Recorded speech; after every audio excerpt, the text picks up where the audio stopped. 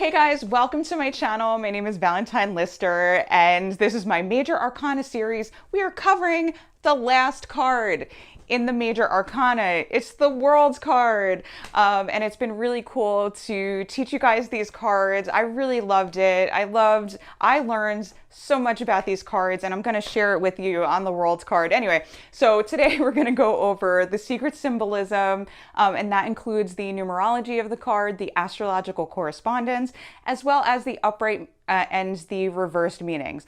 Now I'm going to show you 3 different versions of the card, and that includes the Rider-Waite version. So I'm going to turn the camera over to that now and get started. Okay, the World's card. All right. Last one. Okay, so if you haven't watched the other videos, I'm just going to tell you what the tarot card decks are here. So in the middle, we have the Rider-Waite version, most popular version, not the first, all right? Because this was a playing card game in the 1400s, so there were actually a lot of different versions of this card throughout the years, and it was just a playing card game, like the Game of Life in the 80s, and somehow it became a divination tool. It'd be interesting if the Game of Life from the 80s also became a divination tool. But anyway, I rest my case. This was published in the 1900s by publishers Rider and Waite, and the artwork was done by Pamela Coleman Smith, who was part of the Order of the Golden Dawn, which really helped tarot out a lot. And then on the right here, we have the deck that I first learned with that I love. I love this variation, and I feel like it really does relate to the Rider-Waite version really well. But it's more of like a modern day one. And so I recommend this for beginners, like brand new beginners, because I feel like it's easier to understand what the cards mean because it's an updated version. Like we're not living with kings and queens and castles and stuff. Like it looks more like modern day. So I recommend this to people. Then on the right, I love this deck. This is the Way Home Tarot.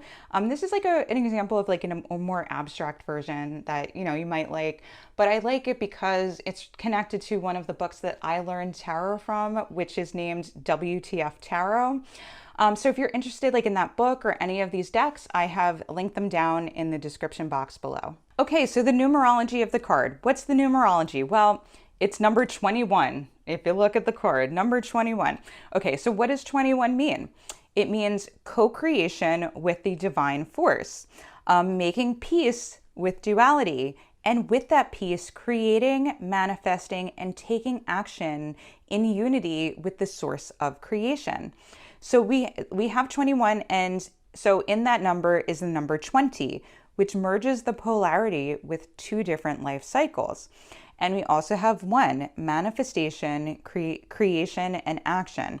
And so 2 plus 1 adds up to 3.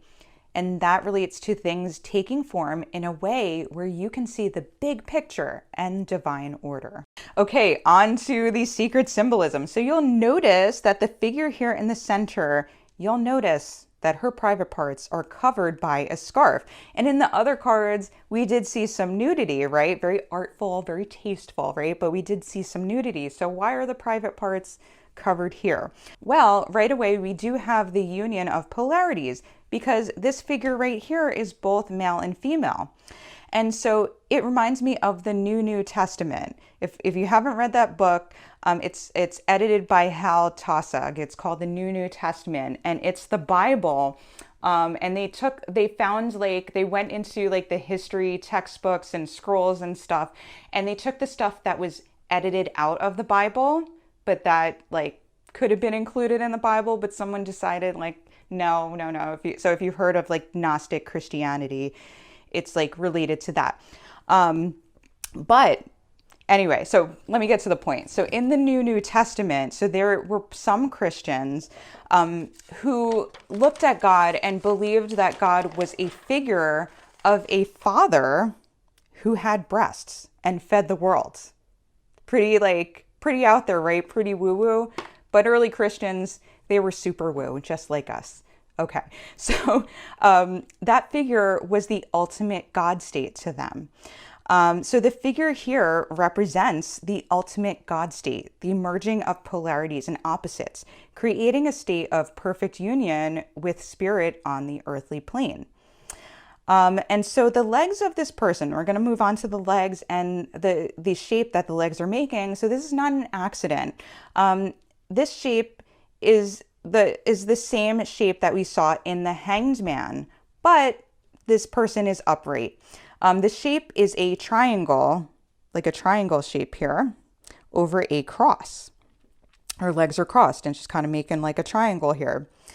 And so the triangle like figure on the top represents spirit triumphing over the cross down here of the material.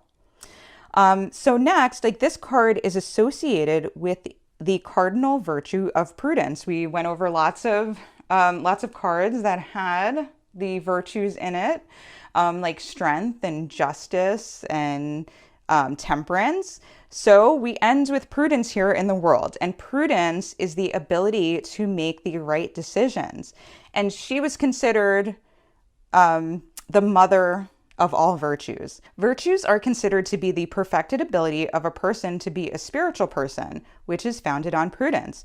Prudence is associated with the symbols of a snake or serpent and mirror.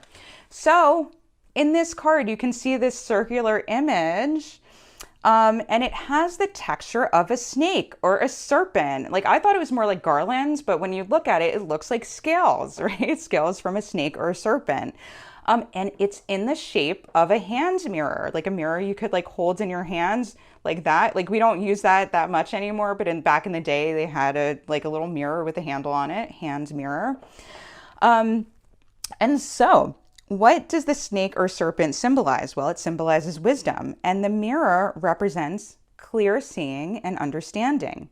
Okay, so back to so now we'll see there's two batons here that this figure has in their hands. I guess I could call this figure prudence, right? Maybe or the Godhead. Okay, so these batons anyway are the same one as the one that we saw in the Magician card. So the Magician just had one of these batons back in card number 1, and this figure has two. And so this represents heaven to earth in all ways. And so the other figure that reappears that we saw in the Magician card is the circular serpent or snake, which, as you remember, that was on the Magician's waist, that was on his waist. And that image, that snake or serpent was called the Ouroboros. And the image of a circular snake eating its tail in Ouroboros fashion symbolizes eternity, constantly reincarnated. Okay, so this serpent here is wrapped in two spots here, wrapped by the figure 8 symbol, which was also in the Magician card. It was in the Strength card too, which was number 8, so 1 and 8. And the figure 8, if you remember, the symbol is called a lemniscate, or infinity symbol, and it also represents eternity. So if you look at the 4 corners of the card, it looks just like it just looks just like the wheel, right? I get the wheel and the world mixed up because it has these 4 figures here. Okay, so who are these 4 figures? Remember that they are the 4 evangelists. So we have Matthew, Mark, Luke, and John, who wrote the chapters in the Bible. So Taurus the bull down here, he represents Matthew. Leo the lion represents Mark. We have Scorpio the eagle, right? Scorpio is also represented by an eagle, not just a scorpion. I don't know why. I got to look into that. But anyway, it represents Luke. And then this guy here represents Aquarius, the water bearer, and that represents John. Now, okay, this is why you really have to look into these cards and the symbolism, because I looked at this card, I never even noticed this until I was let me look more deeply into these cards to give you guys a good video. So you will notice, right, if you look at these cards, these 2 guys are looking out at you just fine, right? But why are these 2 guys looking at each other? Also, this cloud is white, okay? And these clouds are gray. Why is there a difference? Well, it actually means something, guys. So Aquarius is looking at the eagle here. So in the myth of Aquarius, the god Zeus turns himself into an eagle. So this eagle also represents Zeus, right? Or Jupiter. He turns himself into an eagle. And he does that to snatch up a handsome young man, this handsome young man right here. And that handsome young man was called Ganymede. And so Zeus brought Ganymede to Mount Olympus to bear for the gods. So Ganymede right here decided to pour the water from the gods down to earth, which may represent the cosmic consciousness represented by the water. So there really isn't info about why this one cloud is white and the others are gray. But I think like this white cloud this is the one associated with Zeus. So I think it's white to represent like this is like a god figure here, this white cloud here. It's associated with the ruler of the gods. Also, we have clouds here also pointing out that clouds happen to represent the air element, which is higher thought, intellectual ideas, and higher thinking. The Zeus eagle, like part of the card, may represent the purity of thought. So right here. So this might represent the purity of thought. And the gray clouds represent wise thought. Okay, so I thought that was super cool, like finding these like little secrets in the card and the association. All right, so over here we have the light seers variation, and we have different geometric shapes on the sides. And we have like the triangles forming sacred geometry representing divine order and cosmic consciousness within a physical structure. So there's a big circle in the middle with smaller circles in a mandala shape, also representing Zeus or Jupiter and divine law and order. And the brown circle, like I didn't even notice this, but this is actually like a serpent. You can see like the head here and the tail here if you have this card deck. I didn't even notice this before. Like this is why it's so cool to look into these cards, because this mandala shape here, I just thought it looked like a dream catcher, but this is actually a serpent. It's an Ouroboros serpent eating its tail, like in this card, but you know, a different variation of like what a snake can look like. Because yeah, we have this little teeny tiny face here and this little teeny tiny tail on the top left. And it's hard to see here probably on the video, but there's like little ties here. Also representing like over here, the figure 8, it's the little lemniscate tied around the circle. So similar to this. I thought that was so cool. Okay, and these person's legs, like this card, are moving into the same shape of that of the triangle over the cross. And we have the light of spirit above, up here, triumphing over the material. And we have all these different colors here in the dress, and they represent the chakras and what the chakras represent, like if you really clear them, perfect balance and order. And so we also have like this whole thing is in the shape of a dream catcher, which is a Native American item hung over beds to filter out bad dreams and thoughts and only allow good dreams and thoughts in. Okay, so over here we have the way home tower variation. Gonna move on to this. We see this beautiful galaxy in the sky with shooting stars. How awesome is that? And perhaps it's the aurora borealis in the Arctic Circle. So shooting stars, yes, they have a symbol. I mean, we can relate to shooting stars, right? But shooting stars symbolism represents making a wish and then having it come true. And then down here, we have a wintry, snowy scene on the bottom with fir trees and a cabin radiating light and warmth, just like the campfire out here. So there's like warmth coming out of this little cabin here. And if you remember, we had other cards with fir trees. The fir trees represent truth, hope, friendship, promise, renewal, and endurance. This could also represent, like, remember we had that tower burning that cabin down? Well, the cabin's rebuilt, and here we go again on a new cycle, right? Living the dream. And in this card, it also shows the union of opposites, right? We have the cold, hard winter and the harshness of winter contrasted with the warmth and the light of the fire and the cabin, showing that spirit endures on earth, the merging of spirit and matter. Okay, so moving on to the color symbolism. It's important to remember the colors because they're like a little cheat sheet for remembering the cards. And there's pretty much all of the colors are in these cards, so I'm just going to do a review of all of the colors. So we have red. Red represents passion, desire, vitality, and courage. Then we have some orange and some spots, and that represents warmth, energy, activity, drive, and confidence. Then we have some yellows all around, and yellow represents the soul, creativity, optimism, and enthusiasm. Okay, then we have green, We have green in all different spots. Green represents healing, growth, fertility, and prosperity. Then we have light blue, which represents serenity, mental clarity, and compassion. Then we have some royal blue. Royal blue represents loyalty, insight, inspiration, and independence.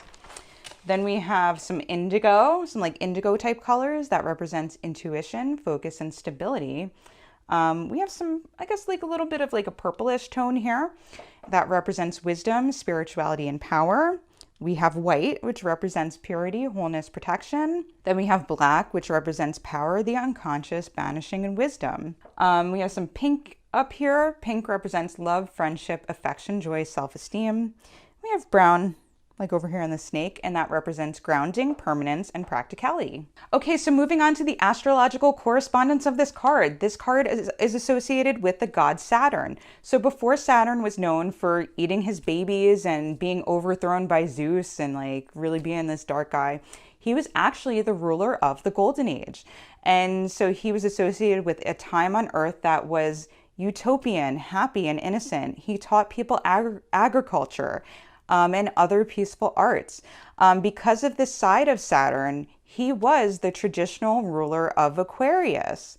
And this card is also associated with the element of Earth. So sometimes people think of Saturn as an Earth god. Okay, and this card nickname. This card, I give it a nickname to remember, and it's feeling at one with the universe. So if you don't know why I give this card a nickname, you need to go watch the easiest way to understand the major arcana, because you're not going to remember everything, right? So I give you an easy way to understand these cards. You also need to understand that the major arcana is best understood as a progression in a story. So if you haven't checked out that video, I'm going to link it up here to go watch. I'm also going to link it in the description box below for you to check out. Okay, the upright meaning of this card. It represents completion, experiencing a time of spiritual enlightenment, seeing the perfection of the world and your place in it, the end of an old cycle and beginning of a new one, full trust in the universe to guide you.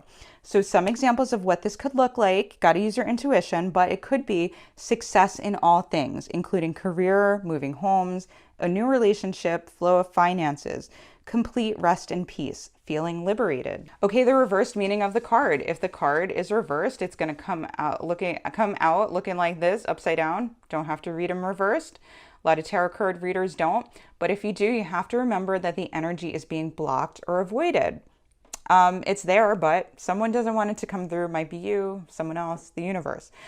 So what it could mean is thinking you need to worry about things even though you know you can trust in the universe that things will work out. And some examples of what this could look like, it could be success just out of reach, fear of change or travel, not letting go of current circumstances, like a residence, job, or relationship, and basically not letting spirit do the work. All right, hope you guys enjoyed this video on the World card, and what are we going to do next? What are we going to do next? So I'm planning to cover the cards in the minor arcana, but I do have a question for you guys. I'm going to do some thinking about this, but I would like your feedback as to whether I should go right into the minor arcana or go into the astrological meaning of the minor arcana, because actually knowing the astrology of the card really helps with the minor arcana. So I'm debating whether to do the astrology first or just dive into the minor arcana. Also, which suit would you like me to start with? Would you like me to start with the wands, the swords, the pentacles, and the cups? So let me know, leave a comment down below. And did I say to like, subscribe, and hit the bell to be notified for the next video? If not, go ahead and do that. All right, guys. Also, if you want to catch up on the videos, I'm leaving a major arcana playlist right here and another related video to the major arcana up here.